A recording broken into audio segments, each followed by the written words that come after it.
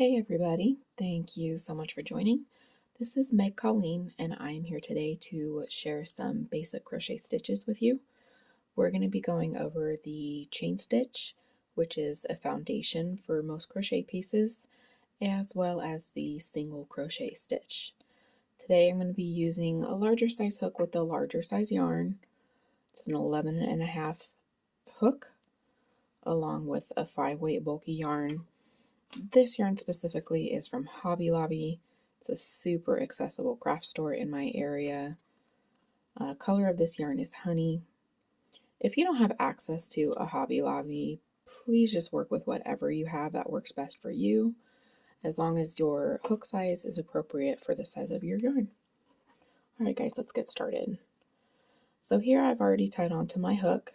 If you need a little extra assistance with that, please let me know in the comments and I'll go back and make another video just for tying on. But for now, let's get started with our chain stitch. Alright, so first thing we do is you want to make sure that you are crocheting with the yarn end of the yarn and not the tail end. I have done that before, guys, and it's not fun, especially when you've got a long tail and a long chain. Alright, so we're grabbing the appropriate end of yarn. We're going to yarn over. What that means is you're going to hold the yarn away from you, up over your hook, and that is yarn over. I'm going to anchor the base of this loop here with my left hand, and all you do is simply pull that yarn through that loop.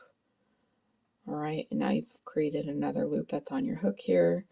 I like to push it a little farther down my hook, make sure that I've got a nice spaced loop on there. If you make this chain too tight, y'all, you will not be able to get your hook back through it on the return row.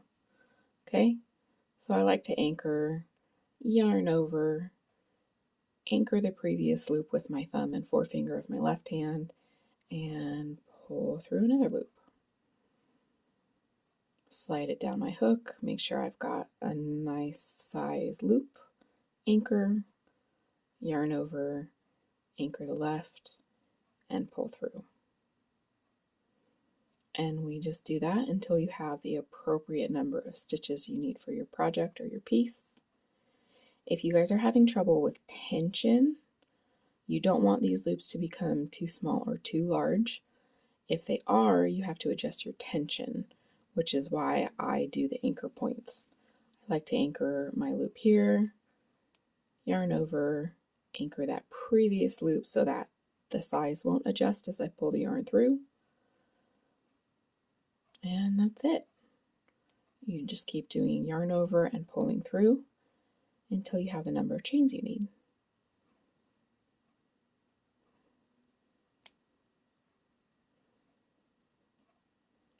Alright guys, once you've got that done, this is what our chain looks like.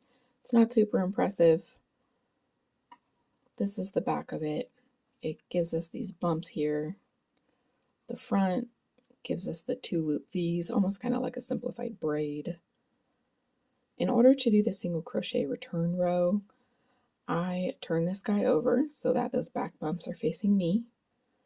I'm going to skip the loop closest to the hook here. So that's going to create basically the side of the piece. And I'm going to insert my hook under this back bump. You may need to finagle it on there a little bit. And now we're going to yarn over. Pull through one loop. You have 2 loops on your hook. We're going to pull just through one for the single crochet.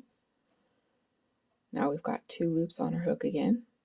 We're going to yarn over one more time and pull through 2. And we move on to the next lump. I'm going to insert that hook underneath that back bump through.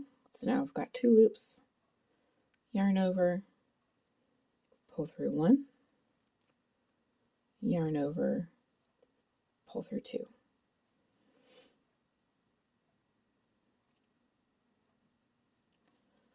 Tension is also important on your single crochet rows. You don't want it to get too tight or too loose. You want to work with the same tension throughout the rest of the row. We go under that back loop, yarn over, pull through 1, yarn over, pull through 2.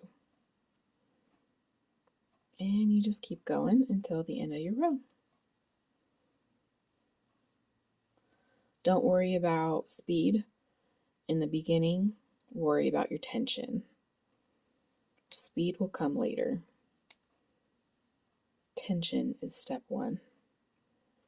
And here we have our last loop.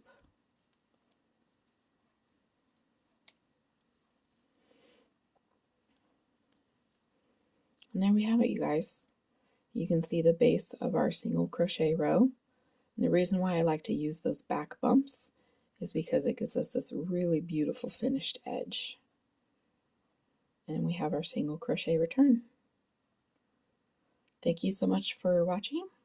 Make sure to like and subscribe for future videos.